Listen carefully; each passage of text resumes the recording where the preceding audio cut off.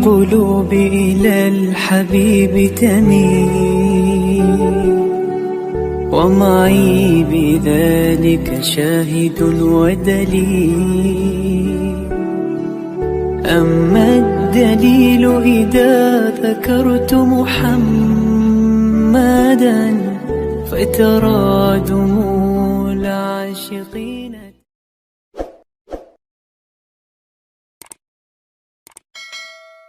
Gus mohon izin ngaji lewat jarak jauh baik melalui YouTube ataupun lewat medsos. Namun sanadnya bagaimana Gus? Sebab masa kini belum bisa ketemu langsung. Terus Rizka kan baru ini trik mendidik akidah anak sejak dini pripun.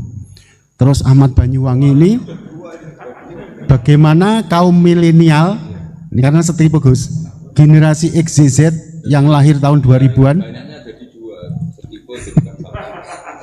bagaimana membuat menarik belajar tasawuf bagi generasi anak-anak. Namun niku. Tapi setunggal tipe nih tasawuf. Bagaimana belajar tasawuf untuk generasi-generasi yang cik nom niku. Terus satu itu setipe dengan mendidik anak. Kemudian yang nomor 2 mohon izin ngaji jarak jauh.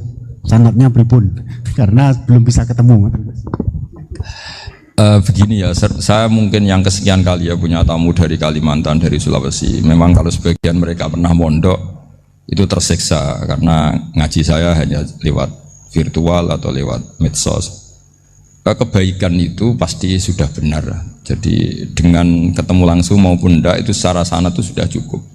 Cuma ada beberapa kebenaran yang butuh jelimet, butuh tahqiq, itu yang harus ketemu langsung. Tapi kalau yang kebenaran-kebenaran umum itu tidak perlu, karena kebenaran itu bahasa lainnya itu al-ma'ruf, sesuatu yang mudah dikenali oleh akal, oleh nurani, oleh komunitas, oleh sistem sosial. Sementara mungkar itu sesuatu yang aneh. Andai kan tidak ada agama pun, orang akan bilang selingkuh itu mungkar. Andai kan tidak ada agama pun, sesuatu milik siapa harus jelas. Sehingga diaturlah ini istrinya ini istrinya ini barangnya ini. Yang paling berhak make apa ya yang punya kan? Makanya nikah itu disebut ma'ruf. Yang boleh make ya yang punya. Misalnya yang boleh make mobil itu ya yang punya atau yang dapat izin. Itu disebut ma'ruf. Lalu yang nggak punya kok make, itu namanya mungkar. Ya aneh, yang nggak punya kok make tanpa izin. Sehingga kebaikan-kebaikan seperti ini nggak butuh sanad karena semua orang pasti kenal. Makanya disebut kebaikan itu al-ma'ruf, kemungkaran disebut mungkar. Jadi ma'ruf maknanya arafahul aklu, akal ini mudah menerima. Mungkar maknanya angkarohul aklu, akal ini menjadi aneh. Kan nggak mungkin lah orang yang waras mau ini ada minuman, kalau kamu minum hilang kesadaran, minuman ini halal, itu aneh nggak? Aneh kan? Tapi kalau kebalikannya, ini minuman manfaat untuk stamina, manfaat untuk kesehatan, maka ini halal. Nah agama itu datang dengan sesuatu yang ma'ruf dan menolak sesuatu yang mungkar. Nah kebaikan-kebaikan seperti ini itu Pak Rektor gak perlu sanad karena itu sudah lazim, sudah keniscayaan. Lalu ada kebenaran yang butuh detail. Misalnya begini, wali nikah itu siapa? Wali nikah itu adalah bapaknya dan mbahnya misalnya. Nah kalimat dan mbahnya ini salah kalau dalam fikih Islam. Karena mbah dalam bahasa Jawa itu bisa mbah dari ibu. Sementara dalam otoritas Islam nggak memberikan hak ke mbah dari ibu. Seperti ini nggak boleh. Terus misalnya orang Kalimantan nikahkan putrinya dinikahkan oleh mbah dari ibunya hanya karena berdasar fatwa. Oh kemarin Gus Bah atau Kiai siapa dawuh wali itu kalau nggak bapak ya mbah, wong ini mbahnya.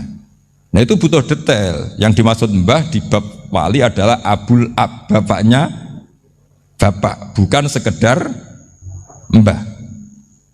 Nah hal-hal seperti itu mohon sekali untuk tidak kesusu atau tidak tergesa ngambil kesimpulan karena itu butuh fikih yang apa? Detail. Ya butuh fikih yang apa? Detail. Padahal istilahnya sama, wali itu bapak dan mbah. Sehingga dalam kitab-kitab matan misalnya kalau ada fa'ahakul auliya bitazwid abun summa jadun itu pasti sama Sarah dikritik. Al-aula ayyakula abul ab, seharusnya jangan dikatakan mbah karena kalau mbah memasukkan dari ibu. Yang benar adalah abun fa abul ab, bapaknya bapak. Nah, jadi kira-kira gitu Pak Rektor. Gantian jenengan yang menjelaskan ini. Yang nomor 2, Kabupaten Bandung itu kalian ini bagaimana mendidik ini akidah dan tasawuf bagi generasi-generasi milenial ini. Ya kayak tadi, tasawuf maupun tauhid maupun ilmu moral apapun itu mudah sekali dididik. Ciri utama agama ini itu ad-dinu yusrun, agama itu mudah.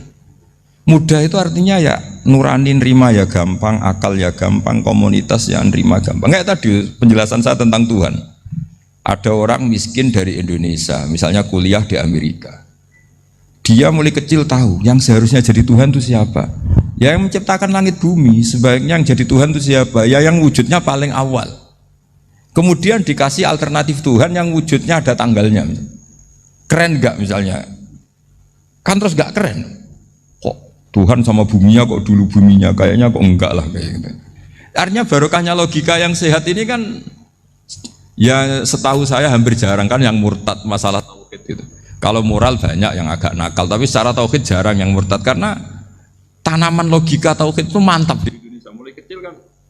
Mulai kecil kan diajarin wujud, qidam, baqa, mukhalafatul lihawadisi, qiyamuhu fi nafsi. Sama, moral juga gitu. Cung jogeman misoi wong, kan dipisoi sakit enggak? Jangan pernah mencubit orang, dicubit itu sakit. Jadi orang diberi rasa, nggak enak loh disakitin orang, dijotosin orang, ya sudah jangan jotosin orang, nggak enak. Sehingga apa ya, kalau kamu ingin sopan ya disopani ya harus sopan, kalau ingin dihormati harus menghormati orang lain. Sehingga itu tertanam. Makanya bangsa kita termasuk yang terbaik akhlaknya. Kalau musim haji itu dipuji-puji sama sekian negara karena pantangan lah kita nginjek orang sholat, melangkai orang ruku, orang sujud. Kalau orang lain mungkin kan seenaknya. Iya. Karena mulai kecil itu dilatih tidak boleh melangkahi orang, tidak boleh. Nah, jadi akhlak itu ya diajarkan mulai kecil plus logikanya. Logika itu ya apa saja lah, yang penting menjadi anak kecil itu paham. Dan itu mudah, saya ulang lagi mudah, karena agama ini ad-dinu yusrun, agama ini mudah, jadi mudah difaham. Nggak bisa kamu katakan misalnya tasawuf. Tasawuf itu ya gampang kayak tadi, seperti Bapak kalau ngendikan. Makanan yang membuat enak itu karena menunya yang mewah kamu cocok atau karena kamu lapar. Lama-lama orang kan berpikir, ya setiap puasa itu kok tempe enak, tahu enak, tapi kalau sudah buka, sudah kenyang, apa saja semuanya menjadi tidak enak. Padahal kualitas menunya masih enak, tapi gara-gara kenyang menjadi tidak enak. Berarti penyebab enak itu lapar apa menu?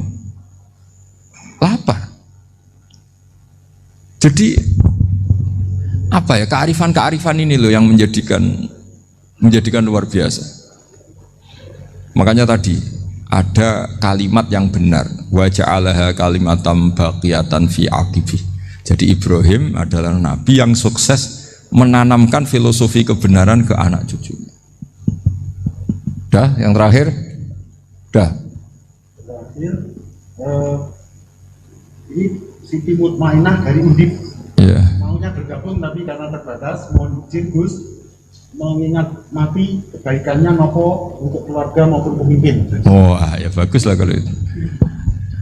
Kalau di kitab-kitab yang saya baca, ingat mati itu tidak selalu baik juga tidak selalu buruk. Malah kalau menurut Sayyid Abdul Al-Haddad, khusus yang para pelajar yang mencari ilmu itu nggak baik ibadahnya ingat mati, karena dia harus dinamis, harus mobil. Kalau ingat mati kan terus lemes. Tapi kalau untuk pejabat harus ingat mati, kalau enggak korupsi terus itu. Harus ingat mati. Jadi kalau manfaat bagi keluarga begini ya, saya merasakan. Ini tanya anak saya itu baru tamat aliyah kemarin. Yang satu barusan mondok sarang baru 2 bulan atau 1 bulan. Itu saya kalau bilang ke anak-anak gini, kamu ketemu saya itu harus spesial. Bisa saja bapak besok itu meninggal. Jadi semua hari itu spesial. Karena jangan-jangan ini kenangan terakhir.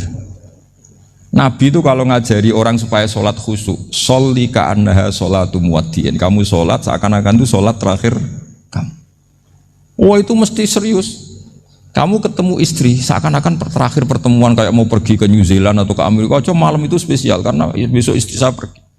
Bayangkan kalau itu terakhir mau mati. Sampai ngamuk wis ra sida lah kan gitu. Jadi hikmah ingat mati itu makanya Nabi di antara riwayat ya. Meskipun riwayat ini diperdebatkan, tapi jelas ini satu petua yang baik. Wa'mal li akhiratika ka'annaka tamutu dan kamu beramal untuk akhiratmu seakan-akan besok itu mati. Maka sholat kita akan spesial, hidup kita akan spesial karena kenangan kita terbaik ya sekarang, besok sudah mati. Sehingga anak-anak saya itu sama saya itu senang sekali. Saya juga sama anak-anak senang. Karena kesempatan ini tidak selalu ada. Jadi, tapi ada kalimat untuknya wa'mal di dunya ka i'mal di dunya ka ka'annaka ta'isu abadan. Untuk duniawi kamu seakan-akan hidup selamanya. Itu maksudnya itu rileks saja. Misalnya hari ini urusan nggak selesai, besok masih ada hidup. Nggak selesai, besok masih hidup. Sehingga rileks.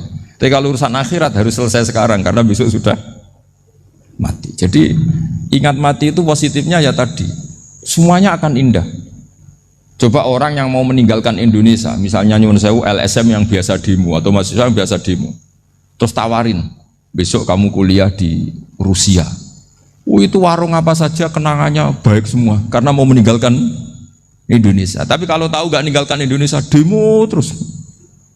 Orang-orang sering demo, tawarin ke luar negeri, kira-kira mau nggak? Pasti lebih suka apa?